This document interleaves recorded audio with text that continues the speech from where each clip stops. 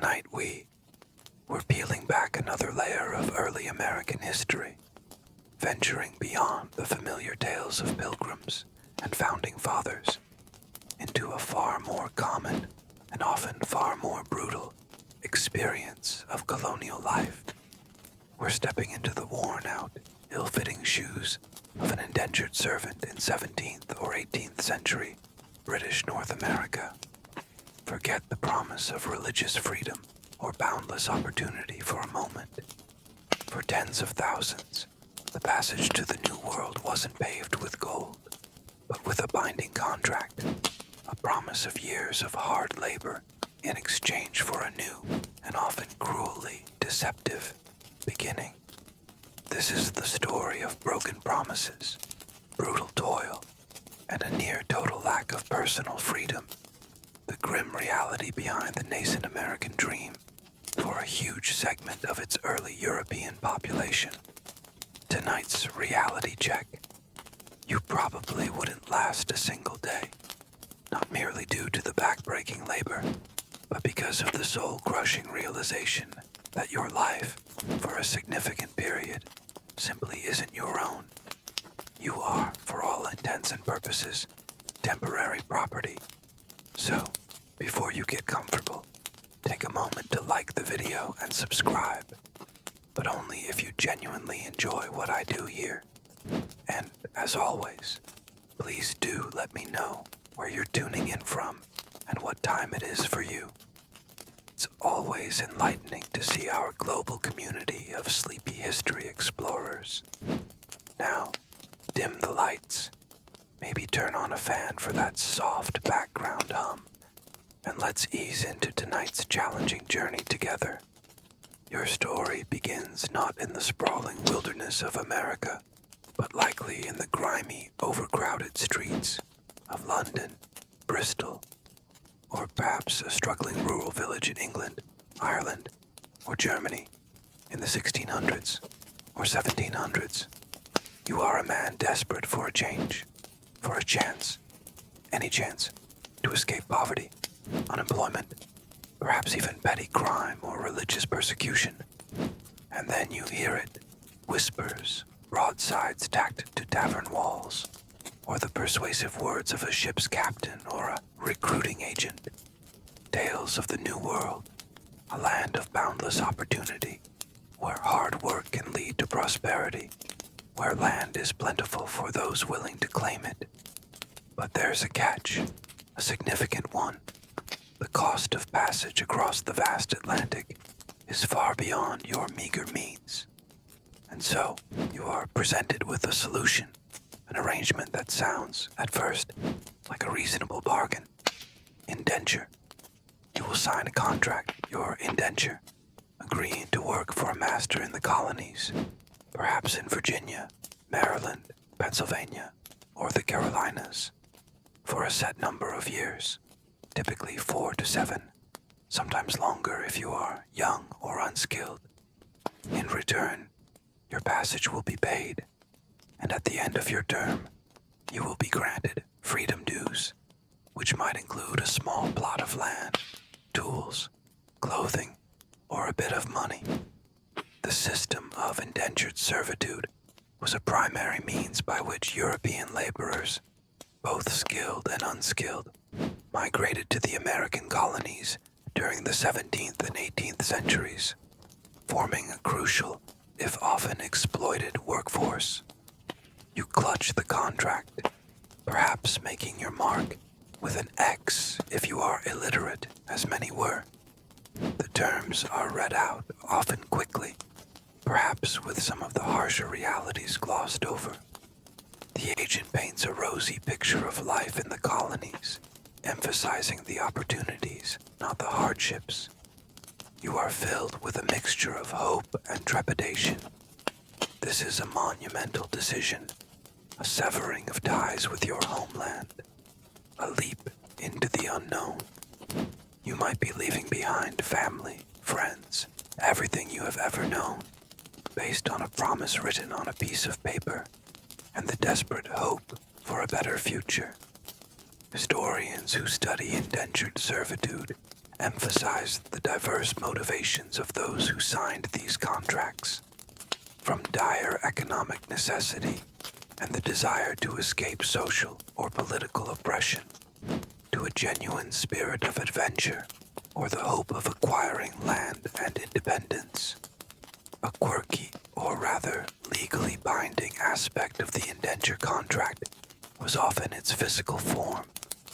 The term indenture comes from the practice of writing 2 copies of the agreement on a single sheet of parchment, and then tearing or cutting it along an irregular, indented line.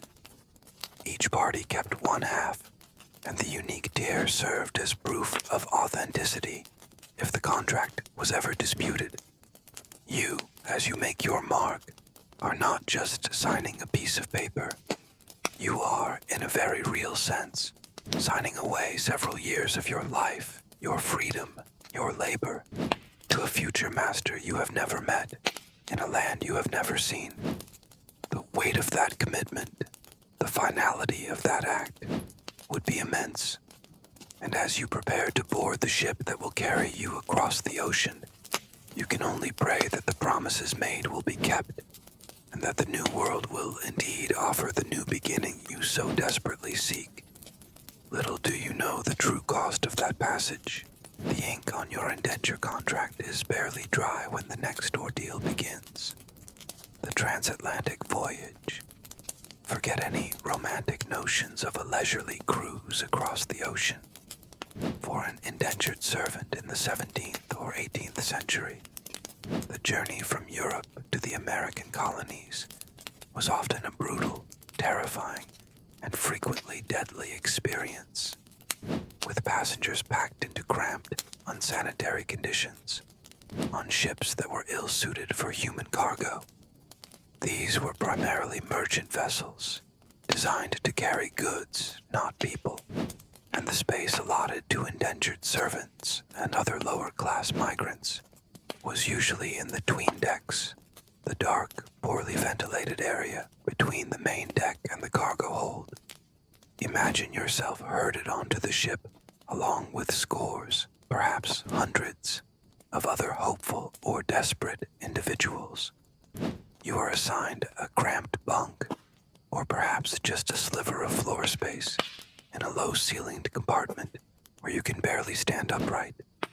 The air is immediately thick with the stench of unwashed bodies, stale food, bilge water, and human waste, as toilet facilities are rudimentary at best, often just a few buckets in a corner.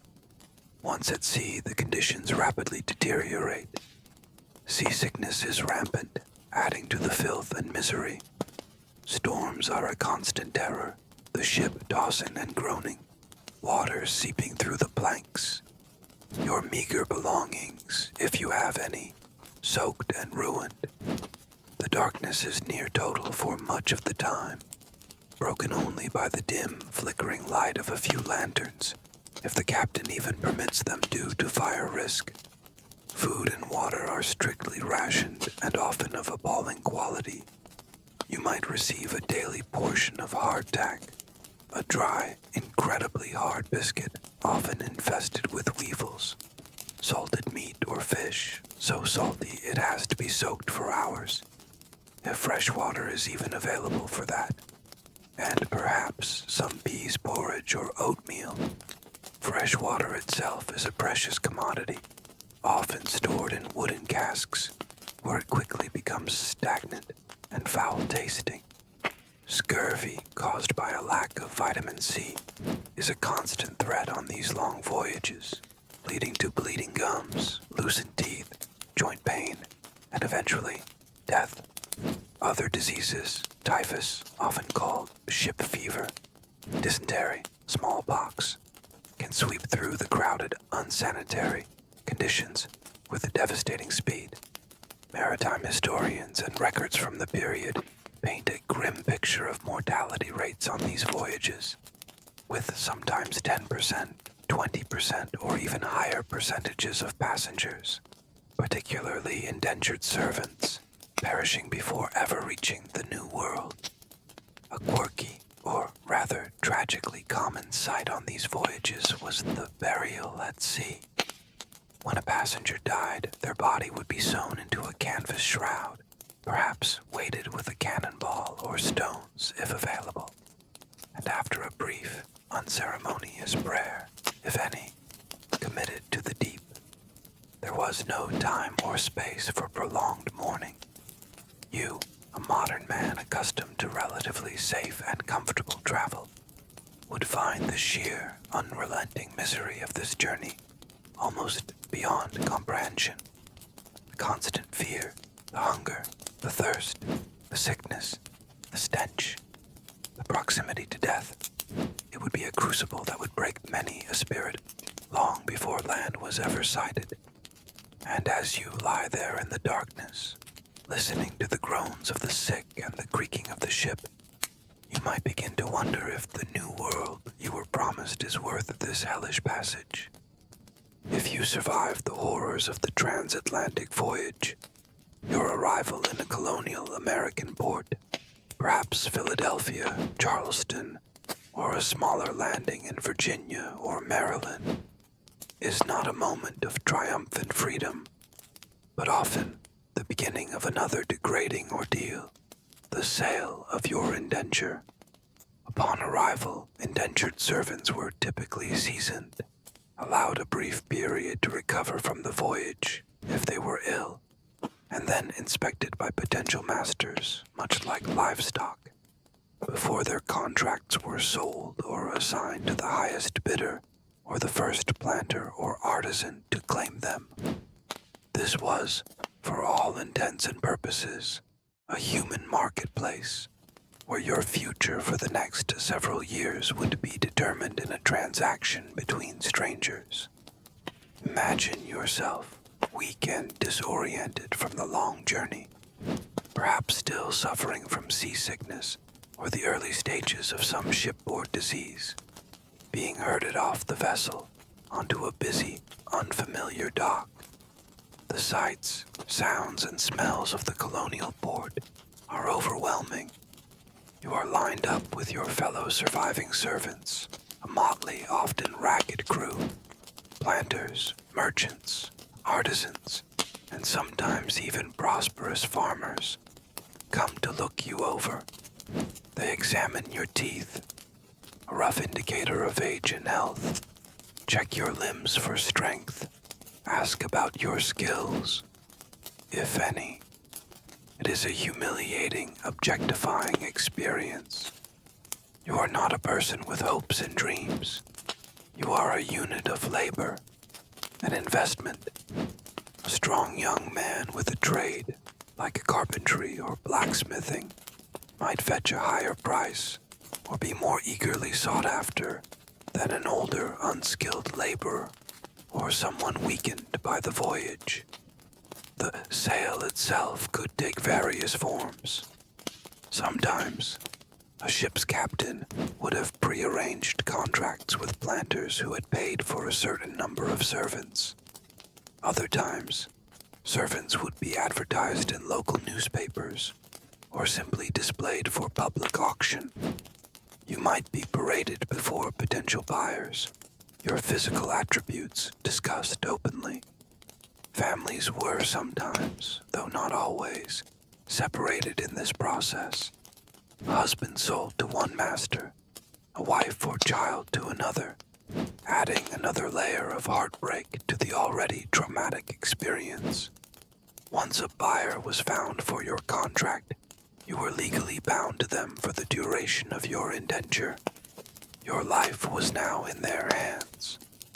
Historians of colonial labor systems emphasize that while indentured servitude was legally distinct from chattel slavery, as it was for a fixed term and did not automatically pass to offspring, the initial process of being marketed and sold bore uncomfortable similarities to the slave trade, highlighting the commodification of human labor. A quirky, or rather starkly revealing detail of this process was the term soul driver, sometimes used to describe the agents or merchants who specialized in transporting and selling indentured servants. The term itself speaks volumes about the nature of the trade. You, a modern man who values personal autonomy and dignity above all else, would find this experience of being inspected, bartered for, and sold like an animal deeply degrading and terrifying. The promises of a new life in a land of opportunity would seem very hollow indeed, as you are led away by your new master, your future uncertain, your freedom a distant, almost unimaginable dream. The new world has welcomed you, not with open arms, but with the cold, appraising gaze of a buyer. Once your indenture is sold, your new life begins, and for many, particularly those bound for the agricultural colonies of the South, Virginia, Maryland, the Carolinas, this means back-breaking labor in the fields from before sunrise until after sunset. The cultivation of cash crops like tobacco, indigo, and rice, which formed the economic backbone of many southern colonies, was incredibly labor-intensive, relying heavily on the coerced toil of indentured servants and, increasingly, enslaved Africans.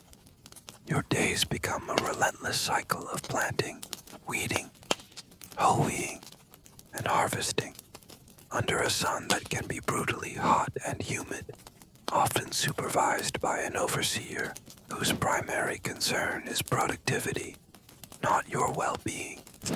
Imagine yourself in a vast tobacco field in Virginia. The plants stretch in endless rows, their broad leaves requiring constant attention.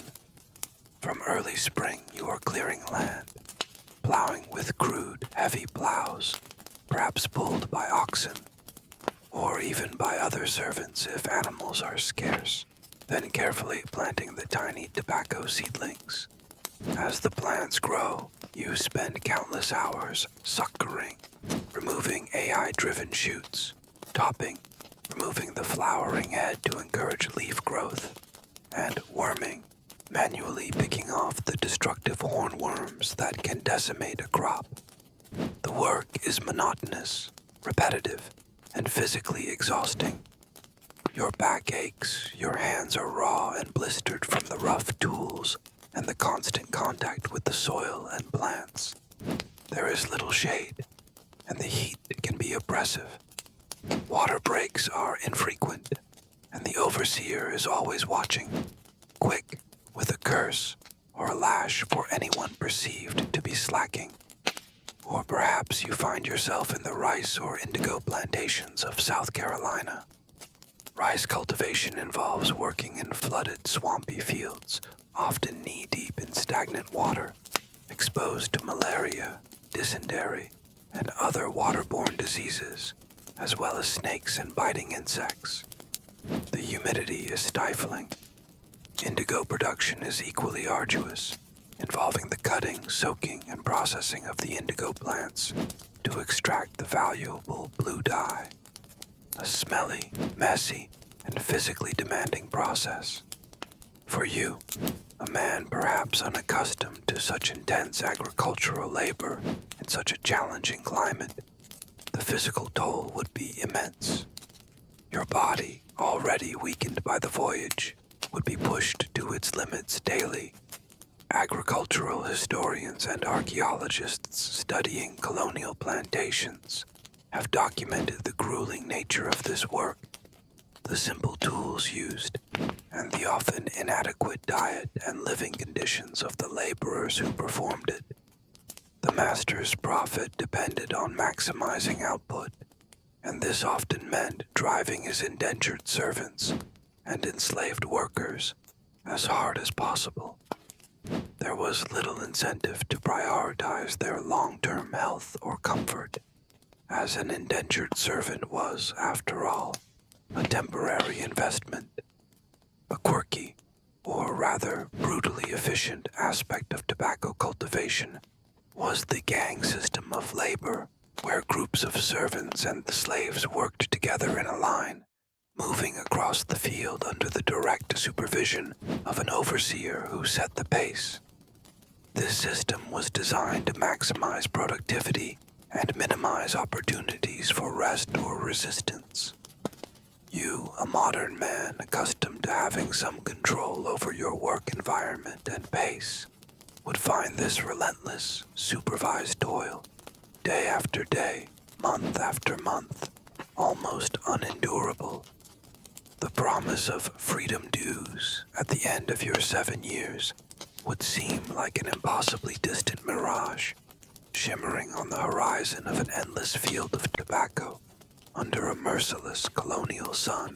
The brutal labor you endure in the fields or workshops of colonial America is matched by the harshness and inadequacy of your living conditions and diet. As an indentured servant, you are housed and fed at your master's discretion, and his primary concern is often minimizing expense, not maximizing your comfort or well-being. This typically means cramped, poorly constructed shelters and a monotonous, often nutritionally deficient diet. Forget any notions of a cozy colonial cottage or hearty, wholesome meals. Your reality is far grimmer. Imagine your living quarters. You might be housed in a rough, drafty outbuilding, perhaps a crude log cabin, or a poorly built barrack-like structure shared with other servants, and sometimes enslaved individuals. The floor is likely packed earth, cold and damp. There are no glass windows, only unglazed openings that might be covered with oiled paper or wooden shutters, offering little protection from the wind, rain, or insects. Your bed is a pile of straw or a thin mattress stuffed with corn husks on the floor, or on a rough wooden bunk, a haven for vermin.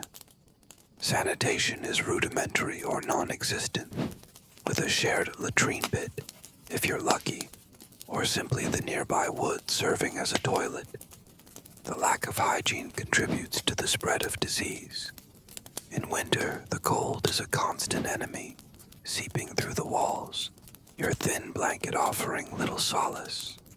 In summer, the heat and humidity in these unventilated shelters can be suffocating. Your diet is equally bleak. The staple is often Indian corn, maize, ground into meal and made into a coarse bread or porridge.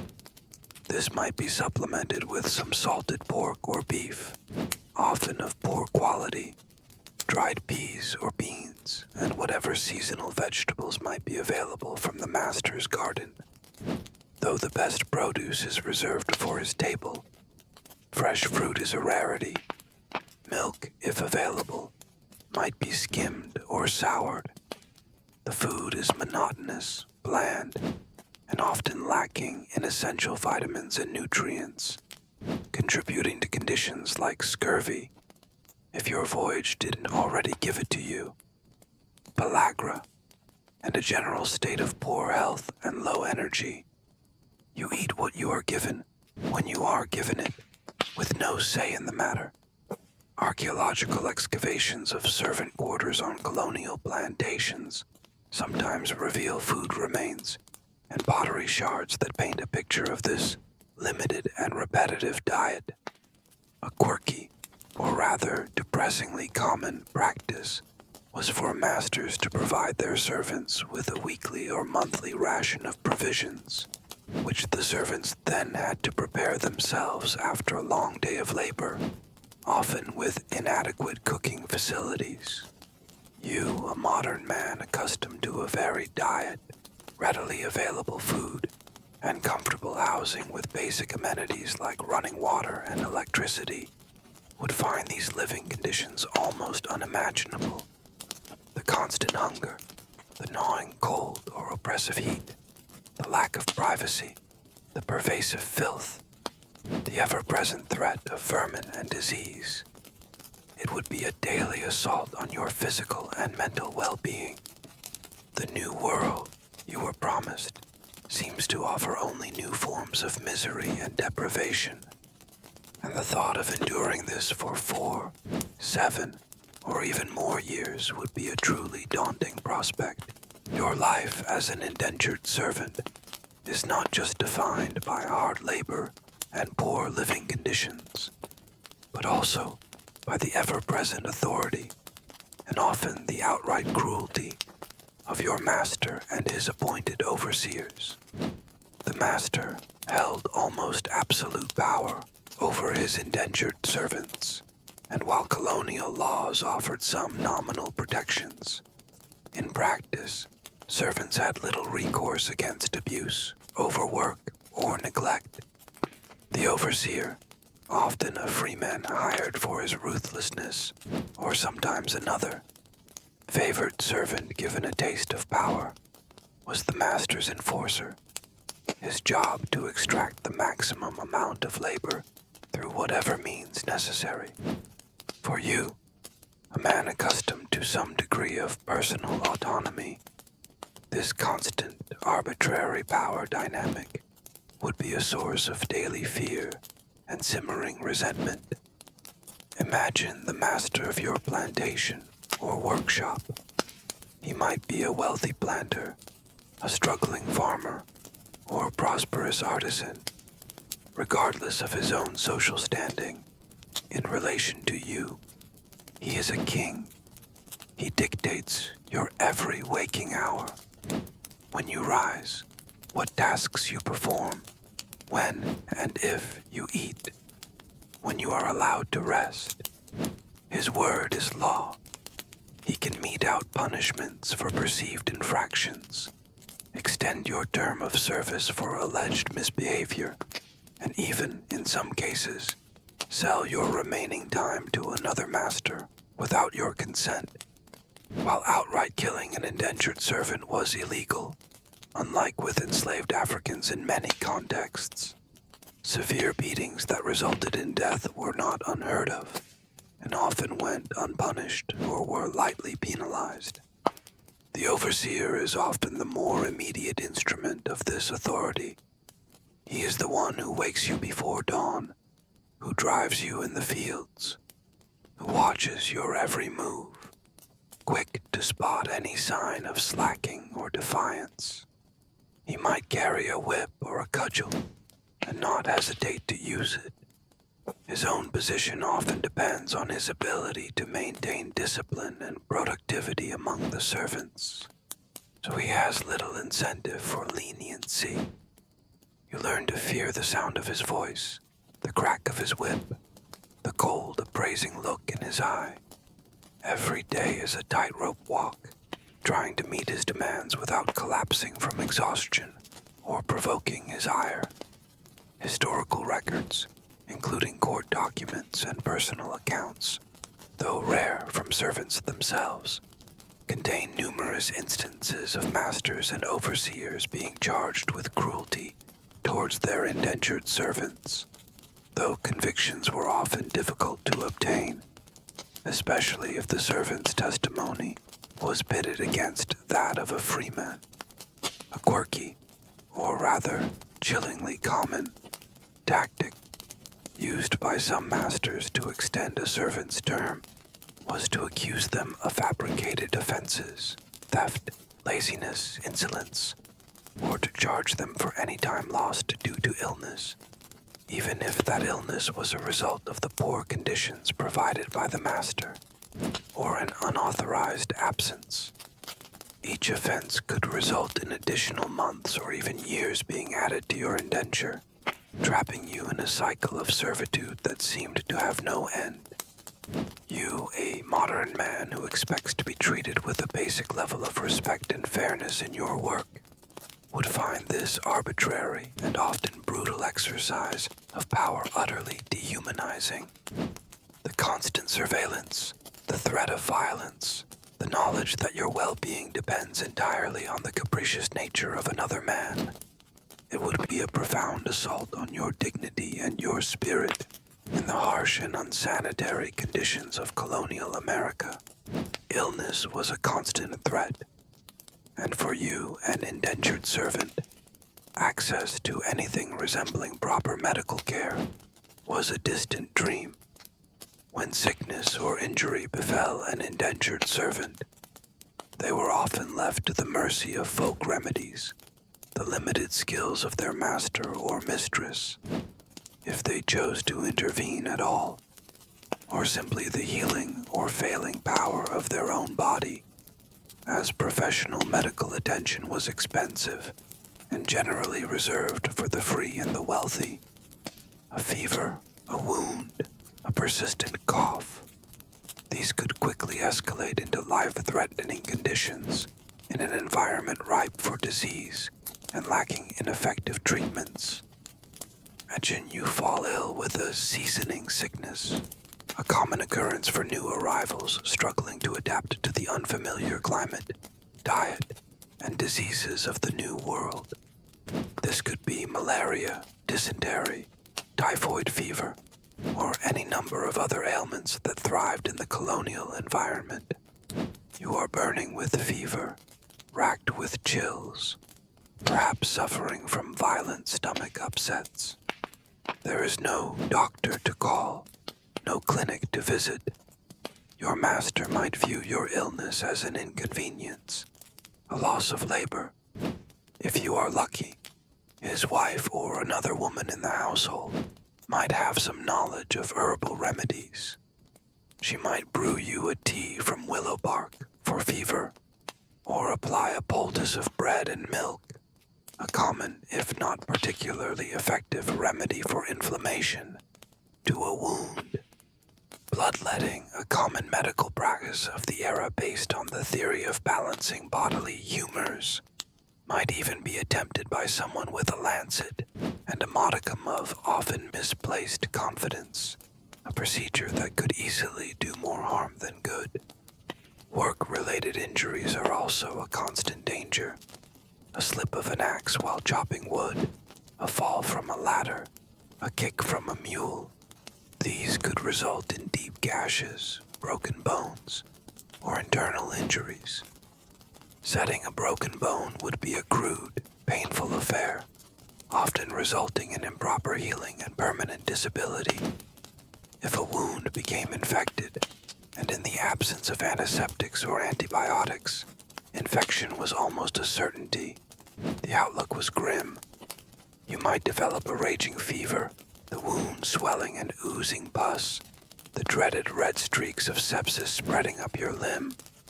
Amputation, if attempted by someone with the stomach and a saw, was a desperate, often fatal, last resort.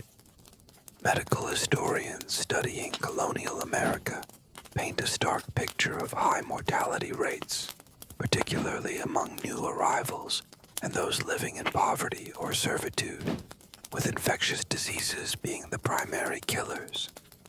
A quirky, or rather tragically common belief was that illness could be caused by bad air, miasma, or an imbalance of the aforementioned bodily humors: blood, phlegm, yellow bile, black bile. Treatments were often aimed at purging the body through emetics to induce vomiting, or laxatives, further weakening an already sick individual.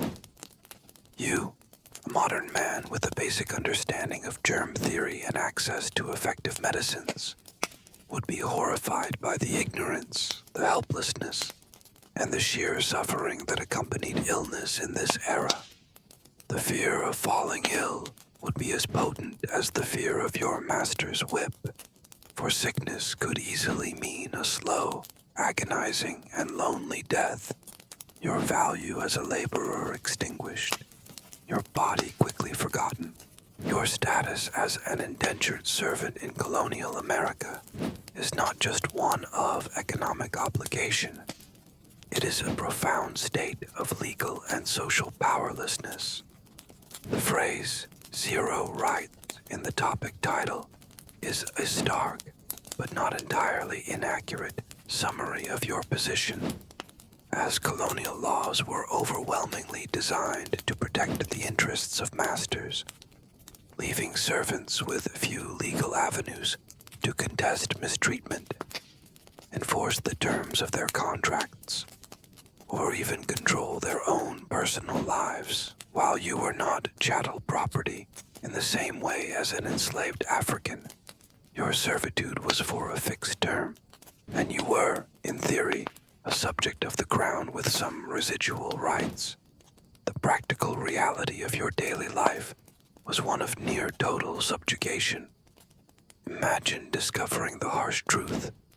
You cannot legally leave your master's service or plantation without his express permission.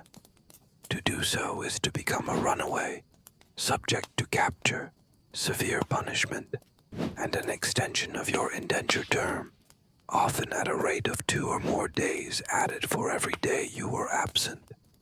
You cannot marry without your master's consent. If you are a woman and become pregnant, your term of service will almost certainly be extended, sometimes by several years, to compensate the master for the lost time and the expense of caring for you and your child, who might also be bound to service. You cannot engage in trade or own significant property in your own name during your indenture. Any wages you might earn for extra work, or any goods you might produce, technically belong to your master, unless he explicitly grants you permission. If your master abuses you, starves you, or fails to provide adequate clothing and shelter, your options for redress are incredibly limited. You could, in theory, petition the local county court, but this was a difficult, often intimidating process for an uneducated, impoverished servant.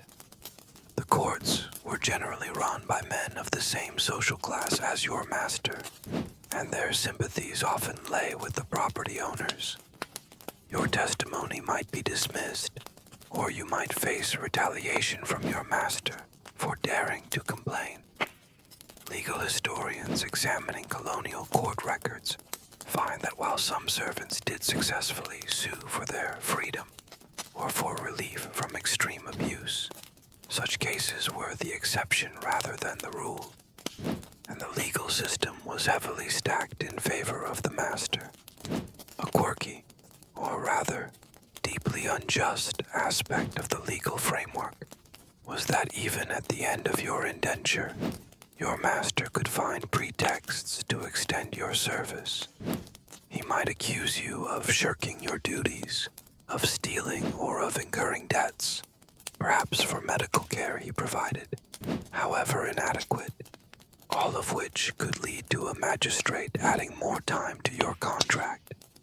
The promise of freedom dues, that small plot of land or sum of money that was supposed to set you up as a free person, was also not always honored, or the dues provided might be of such poor quality as to be virtually useless. You, a modern man who takes for granted a host of civil liberties and legal protections, would find this state of rightlessness utterly suffocating. The knowledge that your life is so completely controlled by another, that your future is so precarious and dependent on his whims, that even the promise of eventual freedom can be so easily subverted. It would be a daily lesson in the bitter taste of powerlessness, in a system where your rights are virtually non-existent, and your master's authority is near absolute. Any act of defiance, perceived insubordination, or attempt to escape your indenture is met with swift and often brutal punishment. The colonial legal system, and the masters it empowered, employed a range of harsh disciplinary measures designed to break the will of recalcitrant servants, deter others from similar behavior, and ensure the continued profitability of indentured labor. For you, witnessing these punishments, or enduring them yourself, would be a terrifying and constant reminder of the price of disobedience. Imagine a fellow servant, perhaps driven by desperation or a moment of foolish bravado, speaks back to the overseer, refuses a particularly arduous task, or is caught attempting to run away. The master's response is unlikely to be a gentle reprimand. More probable is a public flogging. The servant stripped to the waist and tied to a post or a tree, then lashed repeatedly with a whip or a cat-o'-nine-tails until their back is a bloody, welted mess. The screams would echo through the plantation, a chilling lesson for all who heard them. Or perhaps the punishment is confinement in the stocks or pillory, left exposed to the elements and public ridicule for hours or even days, a target for rotten fruit or verbal abuse.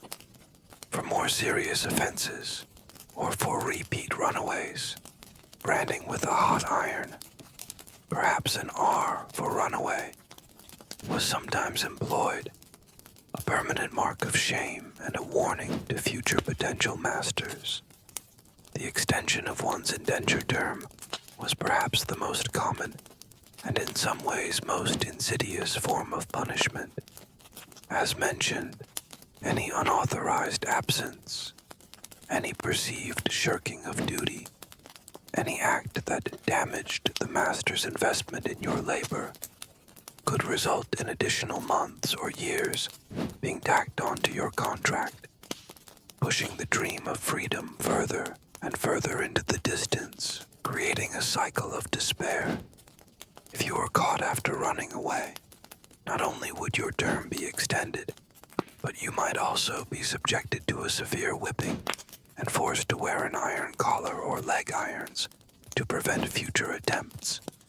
Colonial newspapers frequently carried advertisements for runaway indentured servants, describing their appearance and offering rewards for their capture, much like ads for runaway slaves, highlighting the property-like status of these individuals.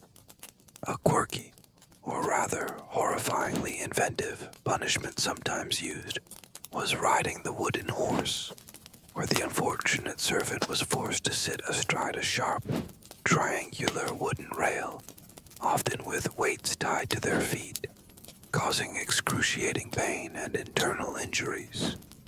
You, a modern man, would view these practices not as discipline, but as torture. The casual brutality, the public nature of many punishments, the way they were designed to inflict not just physical pain, but also humiliation and psychological torment. It would be a sickening and terrifying aspect of your daily existence. The fear of such punishment would be a powerful tool of control, ensuring that most servants, however miserable, would choose to endure their lot rather than risk the even greater horrors of a master's wrath. As an indentured servant, you quickly learn that you occupy one of the lowest rungs on the colonial American social ladder.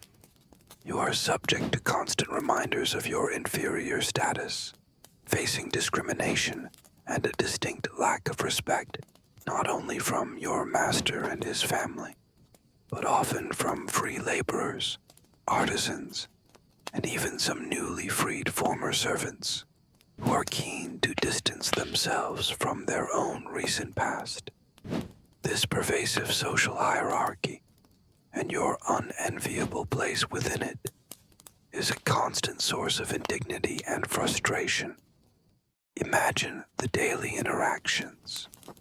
When your master or mistress addresses you, it is often with a tone of command, impatience, or outright contempt. You are expected to be deferential, to avert your gaze, to answer, "Yes, sir," or "Yes, ma'am," promptly and without question. Among the master's family, you are largely invisible, a pair of hands to perform menial tasks, not a person worthy of conversation or consideration. Their children might order you about with an inherited sense of entitlement. Even free white laborers or artisans working on the same plantation or in the same town might look down on you, seeing you as little better than a slave, a temporary piece of property. They might resent the fact that your coerced labor potentially depresses wages or takes work away from them. There is little solidarity to be found across the chasm of legal status. This social stratification is evident everywhere.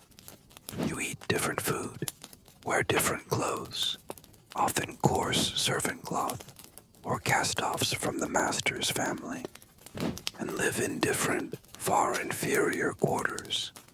You are not invited to participate in the social gatherings of the free community, except perhaps as a servant to pour drinks or clear away dishes. If you attend church, and your master might require you to, or forbid you from it, depending on his own views, you will sit in a designated segregated area, separate from the free congregants. Historians of colonial society emphasized the complex and often rigid social hierarchies that characterized these early American communities, with status determined by factors such as wealth, land ownership, lineage, religious affiliation, and, crucially, legal status as free, indentured, or enslaved. A quirky, or rather telling, indicator of your low status might be the simple lack of a surname in some records or interactions. You might be known simply as John, servant to Master Pringle, your individual identity subsumed by your condition of servitude. You, a modern man accustomed to a society that, at least in principle, espouses equality and entity-driven, would find this constant, pervasive social discrimination deeply galling. The casual disrespect, the ingrained assumptions of your inferiority, the way your humanity is so often overlooked or dismissed. It would be a daily erosion of your self-worth. It's a reminder that the chains of indenture are not just legal and economic. They are also profoundly social and psychological, binding you to a place of subservience and contempt in the eyes of the world around you. A combination of brutal labor, harsh living conditions, constant fear of punishment, and pervasive social discrimination inevitably takes a toll on your spirit. As an indentured servant in a distant, often hostile land, you are likely to experience profound feelings of loneliness, homesickness, and a gnawing despair, as the initial, perhaps naive hopes you harbored for a new life in America collide with the grim reality of your servitude. The new world can quickly begin to feel like a prison. Your indenture contract a life sentence measured in years of misery. Imagine the long, quiet nights in your shared hovel after another day of back-breaking toil. The other servants might be asleep, or perhaps lost in their own silent miseries. You lie on your rough straw bed, the sounds of the unfamiliar wilderness outside, the screech of an owl, the howl of a distant wolf, the incessant chirping of insects, only amplifying your sense of isolation. You think of the home you left behind, the family and friends you may never see again.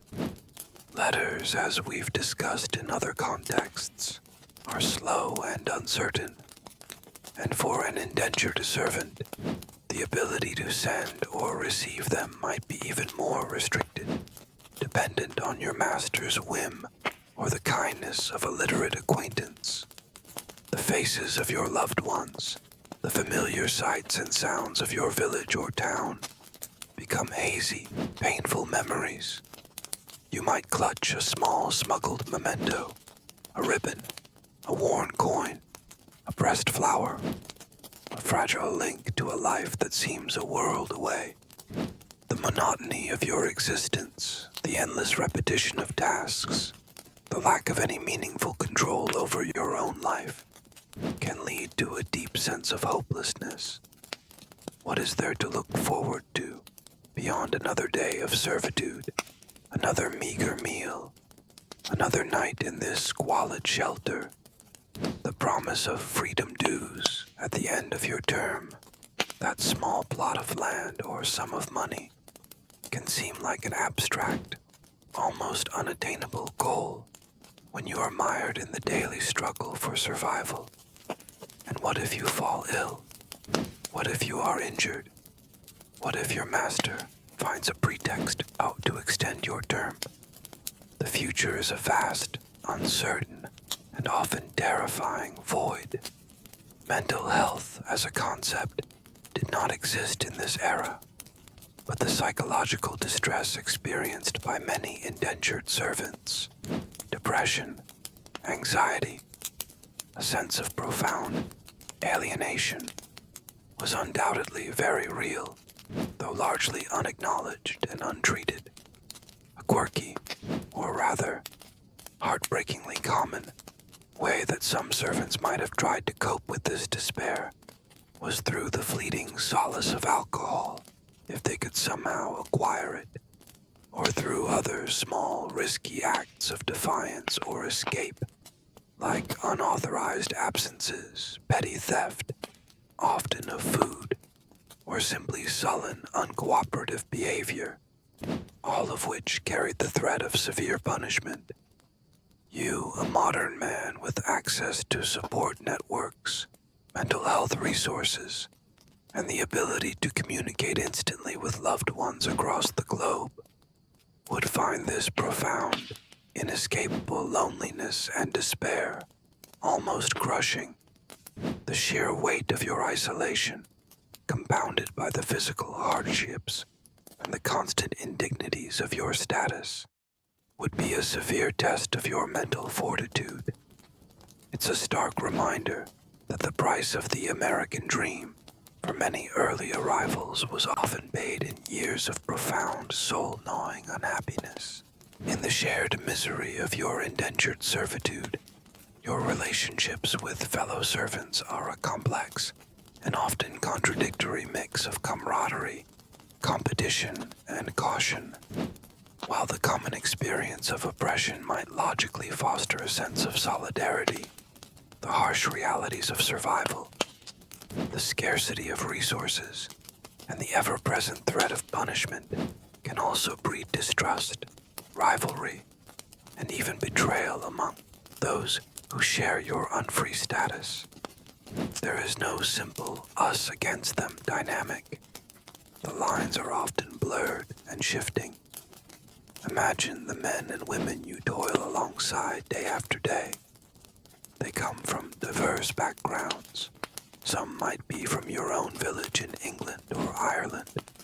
Others from different regions or even different countries, speaking different dialects or languages. Some are young and relatively healthy. Others, older and weakened by the voyage or previous hardships. In this crucible of shared suffering, bonds of friendship and mutual support can certainly form. You might share a hoarded piece of food with a weaker companion, offer a word of encouragement during a particularly grueling task, or help someone conceal a minor infraction from the overseer. These small acts of kindness, these fleeting moments of human connection, can be vital lifelines.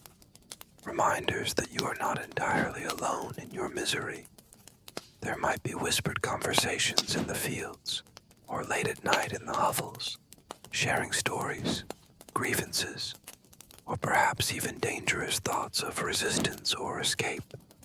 However, the system of indenture itself often works to undermine such solidarity.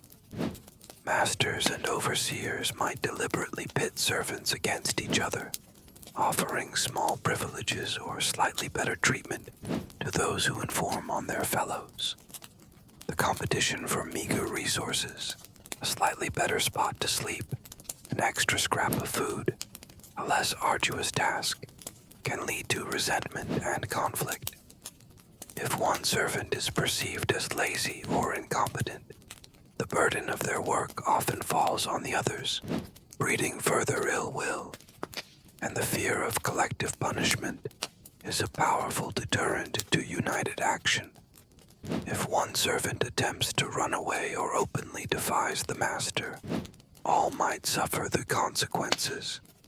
This creates an atmosphere where trust is a precious and often fragile commodity. Historians studying labor relations in colonial America note that while instances of servant solidarity and even organized resistance did occur, they were often difficult to sustain in the face of the master's overwhelming power and their ability to exploit divisions within the servant population. A quirky, or rather sadly predictable aspect of these relationships might be the emergence of informal hierarchies and bullies even among the indentured. A stronger, more aggressive servant might try to dominate weaker individuals, stealing their food or forcing them to do a larger share of the work. You, a modern man who likely values fairness and cooperation, would find this internal strife among the oppressed deeply disheartening. The constant need to be wary, not just of your masters, but also of some of your fellow sufferers, would add another layer of stress to your already burdened existence. Yet, it is also in these complex, flawed, and intensely human relationships that you might find your greatest solace or your deepest betrayals. The shared glance of understanding with a fellow toiler, the whispered warning, the secret act of defiance. These are the moments that affirm your humanity in a system designed to strip it away. While the experience of indentured servitude is harsh for all, the burdens and vulnerabilities faced by female indentured servants in colonial America often carried an additional and particularly cruel dimension. As a male servant, you would undoubtedly witness and be aware of these gender differences, adding another layer to your understanding of the pervasive injustice of the system. Female indentured servants, while also subjected to brutal labor and harsh conditions, faced the constant threat of sexual harassment and assault from masters, overseers, and even fellow male servants, with little legal protection or recourse. Their bodies, like their labor, were often seen as AI-driven property. Imagine the young women and girls who arrived on the same ship as you, or who work alongside you on the plantation or in the master's household. Their tasks might be different, often focused on domestic chores like cooking, cleaning, laundry, childcare for the master's children, or perhaps lighter field work. But their days are no less grueling. They are subject to the same poor living conditions, inadequate diet, and harsh discipline as male servants. However, their gender exposes them to unique dangers. A master or his sons might view a female servant as sexually available, and resistance could lead to severe punishment or accusations of insubordination. If a female servant became pregnant, the consequences were dire. Not only would her term of indenture almost certainly be extended by several years to compensate the master for her lost time and the expense of the child, but she might also face public shaming, whipping, or fines from the colonial courts for bastardy. The child born of such a pregnancy, even if the father was the master himself, would often also be bound to service for many years, perpetuating the cycle. Historians of women and gender in colonial America have extensively documented the particular vulnerabilities of female indentured servants, using court records, personal accounts, though exceedingly rare, and other sources to reconstruct their often harrowing experiences. The power imbalance was so extreme that genuine consent was often impossible, and the legal system offered little protection. Even if a master was charged with raping a servant, a conviction was highly unlikely, as a servant's testimony, particularly a woman's, carried little weight against that of a propertied freeman. A quirky, or rather deeply disturbing, aspect of this reality was how some masters viewed the pregnancy of a female servant not as a problem, but as a way to acquire another future laborer, the child, and to extend the mother's service, effectively profiting from their own sexual exploitation. You, as a male servant observing this, might feel a mixture of pity, anger, and perhaps a chilling recognition of the absolute powerlessness that defined the lives of so many around you. The suffering of these women, added to your own, would paint an even bleaker picture of this land of opportunity. It's a stark reminder that within the already brutal system of indenture, gender often dictated even deeper levels of exploitation and suffering, a truth that the official narratives of colonial heroism and progress frequently chose to ignore amidst the daily grind of brutal labor, gnawing hunger, and the ever-present threat of punishment. There is one flickering ember that keeps many an indentured servant going, the promise of freedom dues, and the eventual end of their contracted servitude. This prospect of eventual liberty, however distant and uncertain, and the small package of goods or land theoretically owed upon completion of the indenture, served as a crucial, if often fragile, source of hope and motivation for enduring years of hardship. For you, a man counting down the months and years, this dream of becoming a freeman in the new world is perhaps the only thing that makes the present misery bearable. Imagine yourself, after years of toil, finally approaching the end of your indenture term, perhaps 4, 7, or even more years, depending on your original contract and any extensions due to alleged infractions or pregnancy. If you were a female, or if this applied to a female companion, the anticipation would be immense, a mixture of excitement, anxiety, and perhaps a touch of disbelief. Will the master honor the contract? Will he try to find some last-minute pretext to extend your service? And what exactly will your freedom dues entail? The terms of these dues varied widely. Ideally, they might include a new suit of clothes, a few tools of a trade, a small amount of corn or tobacco seed, and perhaps the promise of a certain acreage of land, though the quality and location of this land could be highly questionable. For some, especially skilled artisans, the dues might be more substantial. For others, particularly those who had been troublesome or were deemed less valuable, they might be pitifully small, barely enough to make a fresh start. The moment of receiving your certificate of freedom, if such a formal document was even provided, would be a profound one.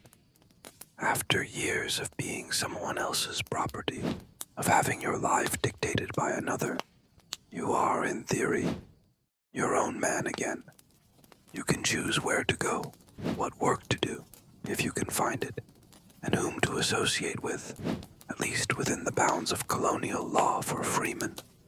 Historians studying the transition from servitude to freedom for indentured individuals note that this was often a precarious and challenging period. Many newly freed servants lacked the capital, skills, or social connections to establish themselves successfully, and some quickly fell into poverty or even re-indentured themselves out of desperation. A quirky, or rather tellingly inconsistent aspect of freedom dues was the aforementioned variability in what was actually provided. Some masters were relatively generous, seeing it as their obligation to give their former servants a decent start. Others were notoriously stingy, providing the bare minimum required by law or custom, or sometimes even trying to renege on the promise altogether, you, upon receiving your freedom, would face a daunting new set of challenges. You are free, yes, but you are likely impoverished, possibly in poor health from years of hard labor and malnutrition, and in a land that, while no longer your prison, is still unfamiliar and often harsh. The dream of owning your own prosperous farm, the vision that might have sustained you through years of servitude, now has to confront the hard reality of colonial economics and social stratification. But still you are free, and that, after so long, is a powerful, intoxicating, and terrifying thing. The dream of freedom at the end of your indenture is a powerful motivator, but for some servants, the daily misery, the brutality of the master, or the sheer hopelessness of their situation becomes too much to bear, leading them to contemplate a more immediate and far more perilous path to liberty, escape.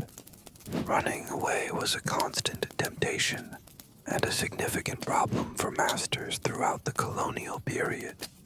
And while the chances of successful, long-term escape were slim, the desperation of indentured servitude drove many to take the risk, facing severe punishment if caught. For you, as you endure another beating or another day of starvation rations, the thought of just disappearing into the wilderness or trying to make your way to another colony might begin to take root. Imagine the hushed, fearful conversations with a fellow servant, a whispered plan to slip away under the cover of darkness. You'd need to gather whatever meager provisions you could, a stolen crust of bread, perhaps a hidden gourd of water. You'd have no map, no compass, only a vague idea of heading north, towards colonies with different labor systems, like Pennsylvania, which had a reputation for being slightly more lenient, though still harsh, or west, into the vast, unknown, and often dangerous interior. The immediate dangers are immense. The colonial landscape is unfamiliar, filled with dense forests, swamps, and rivers that are difficult to cross. Wild animals are a threat. And then there are the Native American tribes, whose reaction to a lone, desperate white man appearing in their territory would be unpredictable, ranging from cautious assistance to outright hostility, especially given the often fraught relations with European settlers. But your greatest fear is recapture. Masters would quickly raise the alarm, offering rewards for the return of their runaway property. Advertisements describing you, your height, your build, the clothes you were last seen in, any distinguishing marks or scars, would be posted in taverns and printed in colonial newspapers. Local militias, constables, and even ordinary citizens, incentivized by the reward, would be on the lookout. If caught, and the odds were high that you would be, the punishment would be severe. A brutal flogging, branding, the addition of years to your indenture term, and possibly being sold to an even harsher master in a more remote location as an example to others. Historians examining records of runaway servants note the desperation evident in their attempts and the sophisticated networks, or lack thereof, available to aid or hinder their escape. A stark contrast to the more organized Underground Railroad that would later help enslaved Africans. A quirky, or rather, tragically ironic detail is that sometimes servants would run away only to find themselves in an even worse situation, perhaps falling prey to unscrupulous individuals who promised help, but instead robbed or re-enslaved them, or simply perishing from starvation or exposure in the wilderness. You, weighing the known misery of your current servitude against the unknown terrors and slim chances of successful escape, would face an agonizing choice. Is the fleeting hope of freedom worth the almost certain risk of even greater suffering? For some, the answer was yes. The human spirit, even when battered and bruised, has an astonishing capacity for seeking liberty, however desperate the odds. And as you contemplate the darkness beyond the edge of the plantation, you might decide that any unknown is preferable to the certainty of your current hell. Your life as an indentured servant in colonial America does not unfold in a vacuum. It is profoundly shaped by the larger historical, political, and military events of the era. Conflicts between European powers, wars with Native American tribes, and internal colonial unrest could all have a direct and often detrimental impact on your already precarious existence, sometimes offering fleeting, dangerous opportunities, but more often bringing new hardships and uncertainties. You are a pawn in a much larger game, your fate buffeted by forces far beyond your control. Imagine news arrives at your plantation of escalating tensions between England and France, or England and Spain, leading to war in the colonies, such as King William's War, Queen Anne's War, or later the French and Indian War, depending on your specific time period in the 17th or 18th century. This might mean your master, if he is of military age and status, is called away to serve in the local militia, potentially leaving the plantation under harsher or less competent management. Or, more directly, you might be pressured or even forced into some form of non-combatant military service yourself, perhaps as a laborer building fortifications, a teamster hauling supplies, or a camp follower. While indentured servants were not typically armed soldiers in the same way as freemen, their labor was certainly exploited for the war effort. This would mean even harder work, even scarcer rations, and the added danger of being in or near a combat zone. Wars with Native American tribes, a frequent occurrence on the colonial frontier, brought a different kind of terror.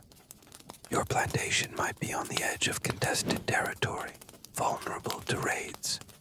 The fear of attack would be constant. You might be tasked with helping to defend the master's property, a terrifying prospect for an unarmed or poorly armed servant. And if the plantation is attacked, you are as likely as anyone to be killed, captured, or left homeless and destitute in the aftermath.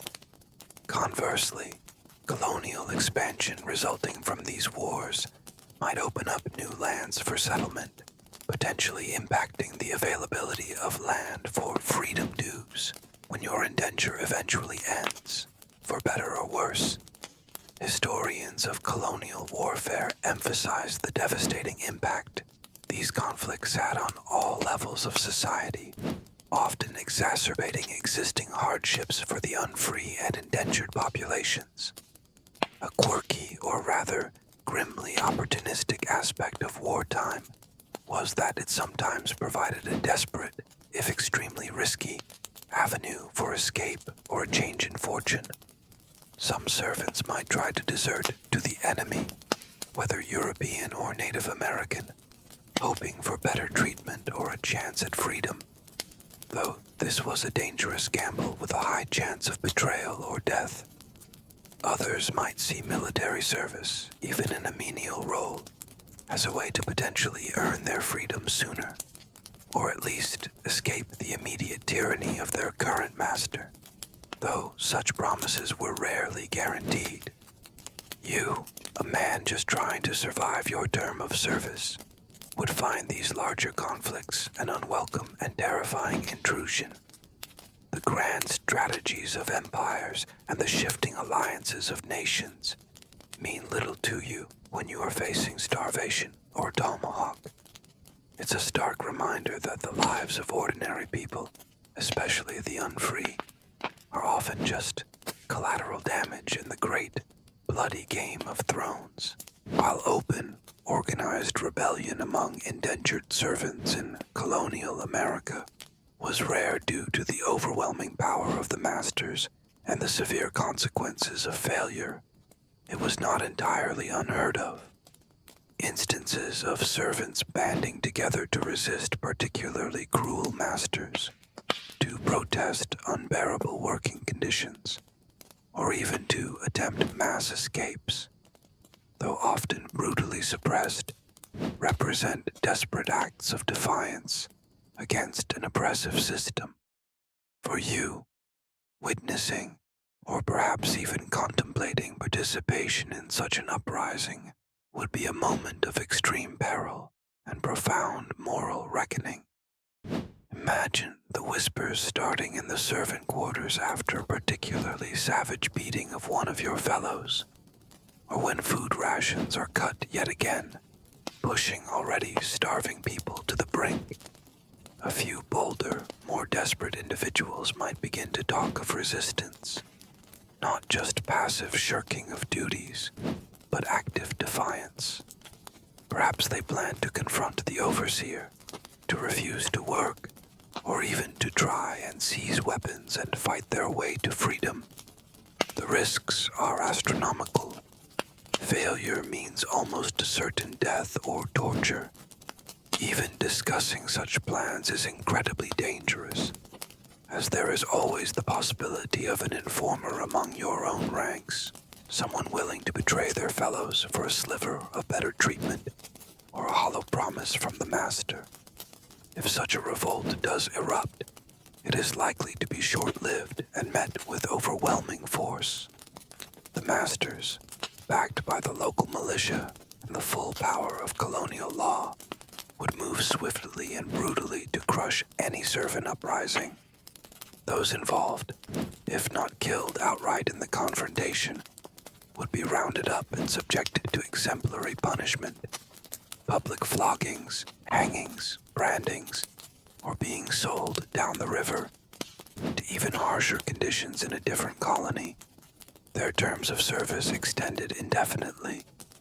The goal of the masters would be not just to punish the guilty, but to terrify any other servant who might ever contemplate such an act. Historians who have studied servant resistance in the colonies note that while large-scale rebellions were infrequent, smaller acts of everyday resistance, feigning illness, working slowly, breaking tools, petty theft, especially of food, were much more common. A constant, low-level struggle against the dehumanizing pressures of indenture. A quirky, or rather, tragically revealing detail often found in accounts of servant unrest is the desperate, almost suicidal nature of some of these actions. Knowing the likely outcome, some servants still chose to fight back, perhaps preferring a quick death in defiance to a slow one in servitude. You, a modern man, might admire their courage or despair at their hopelessness. If you were present during such an event, you would face an agonizing choice. Join the doomed rebellion and face almost certain death or horrific punishment, or stand aside, try to remain unnoticed, and live with the shame or relief of your inaction. There are no easy answers in such a situation. It's a stark reminder that oppression breeds resistance, but that resistance, in the face of overwhelming power, often comes at a terrible, bloody cost.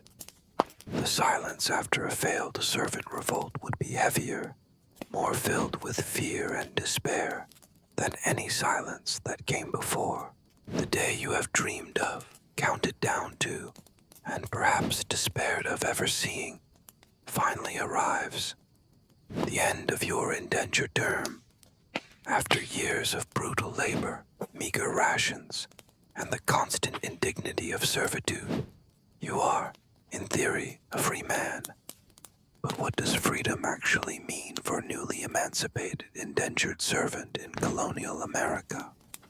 While the end of indenture brought legal liberty, the transition to a truly independent and prosperous life was often fraught with immense challenges, as many former servants found themselves impoverished, landless, and still struggling to find their place in a hierarchical colonial society. The freedom dues you were promised, if they materialized at all, were often a pitiful start. Imagine that moment. Your master, perhaps grudgingly, signs a paper or simply tells you that your time is up. You are no longer bound to his service.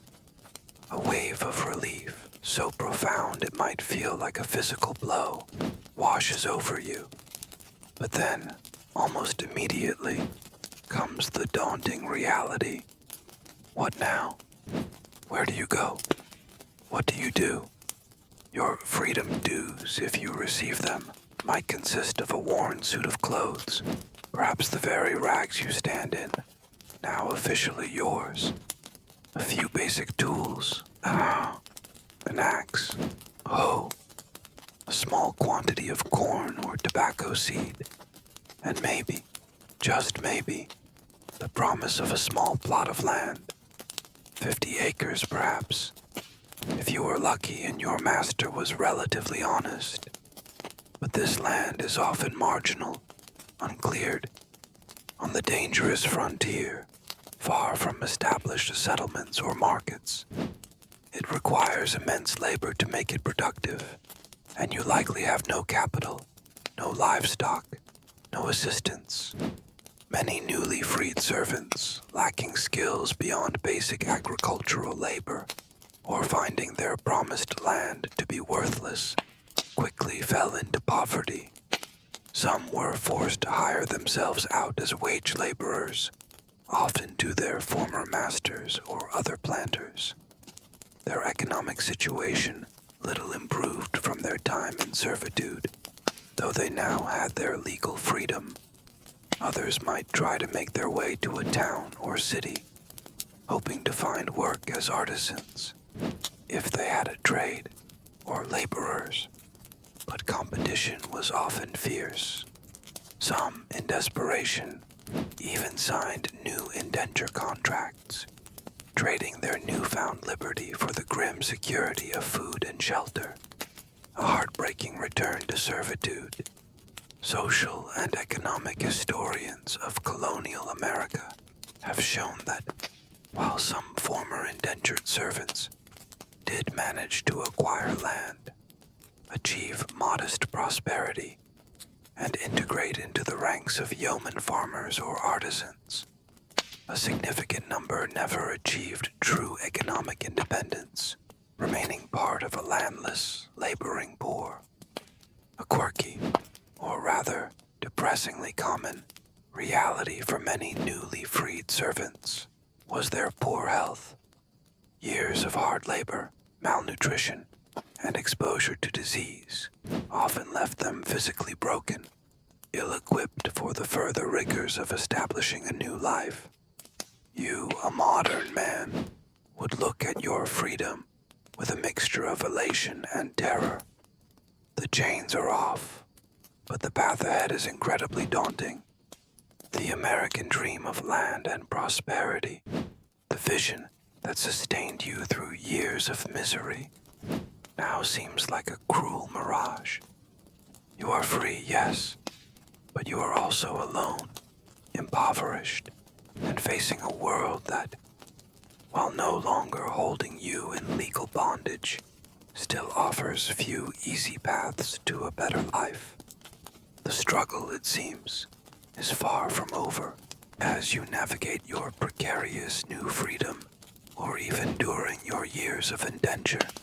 You become increasingly aware of another, even more brutal and permanent system of unfree labor, taking root and expanding throughout colonial America.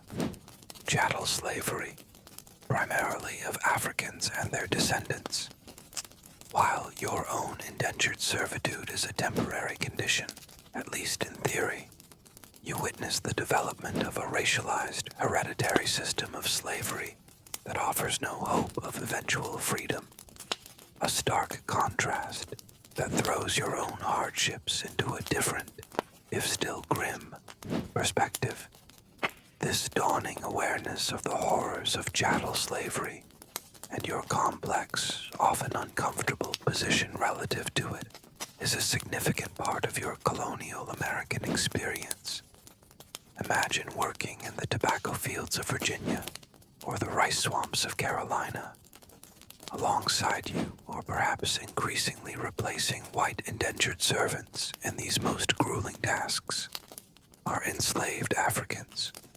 You see the casual, often extreme brutality with which they are treated, the constant threat of the whip, the separation of families, the utter denial of their humanity. Their bondage is for life, and it passes to their children. There are no freedom dues for them, no end to their servitude in sight. While your own master might be cruel and your own rights severely limited, you observe a system that is, in its permanence and its racial basis, even more horrific.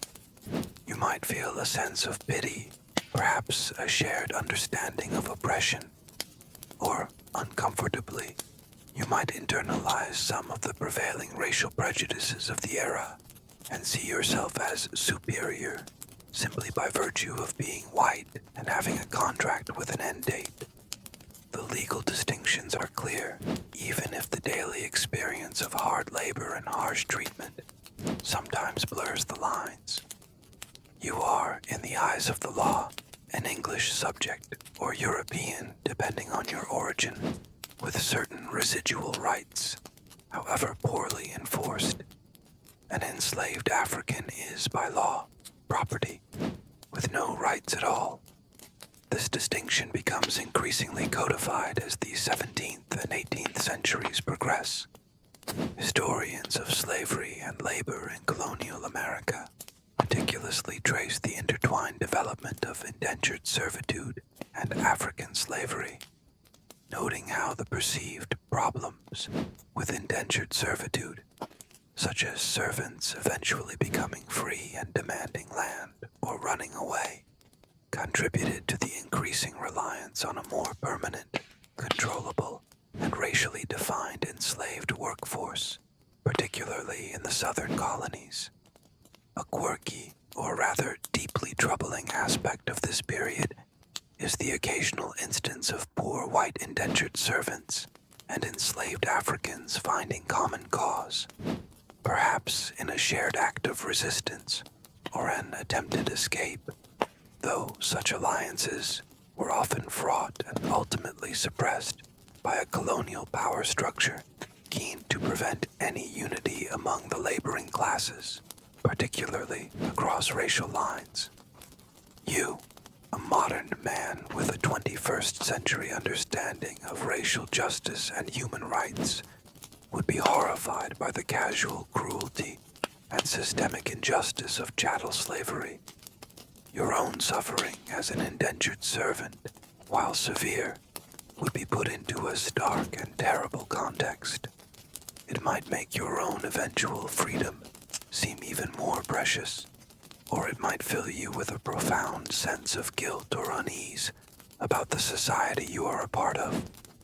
The American dream, you realize, is being built not just on the temporary exploitation of servants like yourself, but on the permanent, brutal enslavement of an entire race of people. As your journey as an indentured servant in colonial America, or your observation of it, comes to an end, you are left to ponder the complex and often deliberately obscured legacy of this system.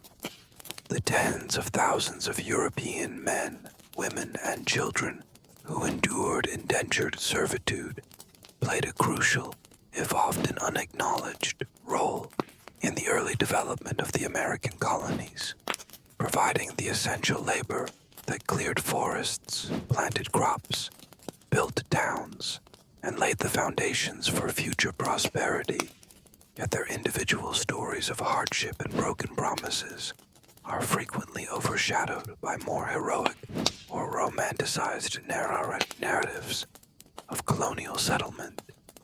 The American dream that was dangled before them often proved to be a cruel illusion, built upon their sweat, their suffering, and sometimes their very lives. You look back on the years of brutal labor under a relentless sun, the meager rations that barely kept body and soul together, the squalid living conditions, all is constant threat of the lash, the gnawing loneliness, the denial of basic human rights and dignity. You remember the treacherous sea voyage that brought you here, the humiliation of being sold like chattel, the diseases that ravaged your body, the arbitrary cruelty of masters, the desperate, fleeting hope of escape, and the precariousness of freedom even when it was finally attained. This was the reality for a vast number of early European arrivals, a stark contrast to the image of plucky, independent pioneers carving out a new life in a land of boundless opportunity.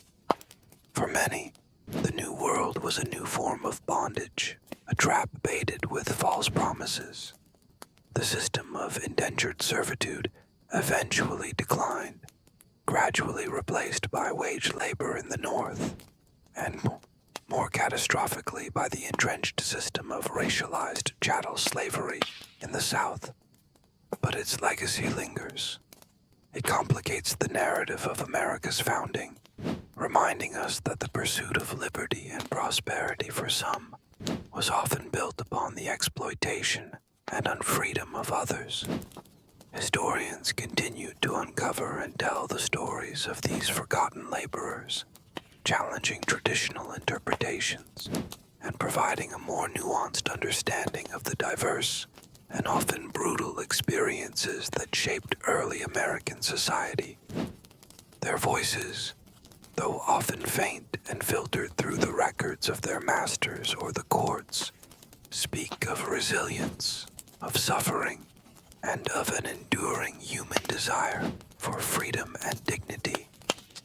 Quirky, or rather profoundly ironic, historical footnote is that some of the very individuals who had themselves endured the hardships of indentured servitude, once they gained their freedom and achieved a measure of prosperity, went on to become masters of indentured servants, or even slaveholders themselves.